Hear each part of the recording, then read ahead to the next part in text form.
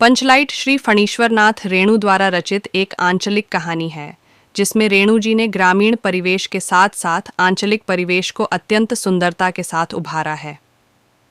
पंचलाइट कहानी की कथा वस्तु ग्राम्य परिवेश से ग्रहण की गई है। इस कहानी की कथा वस्तु में उन्होंने पेट्रोमैक्स, जिसे गांव वाले पंचलाइट या पंचलैट कहते हैं, के माध्यम से ग्रामीण वातावरण का चित्रण करते हुए ग्रामवासियों के मनोविज्ञान की वास्तविक झलक प्रस्तुत की है। ग्रामीण जनजाति के आधार पर किस प्रकार टोलियों में विभक्त हो जाते हैं और परस्पर ईर्ष्या द्वेष के भावों से भरे रहते हैं, इसका बड़ा ही जीवंत यथार्थ रूप इस कहानी में उभारा गया है।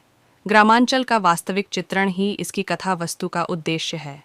रामनवमी के मेले में इस बार महतो टोली के पंचों ने एक पेट्रोमैक्स खरीदा। इस पेट्रोमैक्स को गांव वाले पंचलैट कहकर पुकारते थे। पंचलैट खरीदने के बाद जो 10 रुपये बच गए थे, उनसे पूजा की सामग्री भी खरीदी गई। सबको पंचलैट आने की प्रसन्नता थी।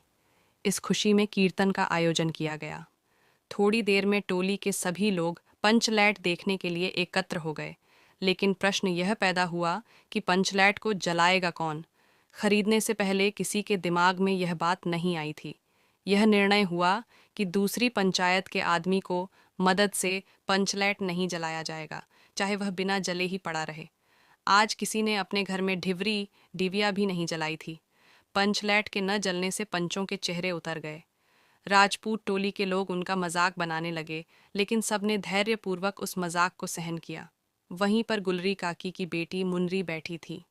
वह जानती थी कि गोधन पंचलैट जलाना जानता है, लेकिन पंचायत ने गोधन का हुक्का पानी बंद कर रखा था। मुनरी गोधन से प्रेम करती थी। उसने अपनी बात अपनी सहेली कनेली को बताई। कनेली ने यह सूचना सरदार तक पहुंचा दी कि गोधन पंचलैट जलाना जानता है। सभी पंच सोच विचार में पड़ गए कि गोधन को बुलाया जाए अथवा नहीं।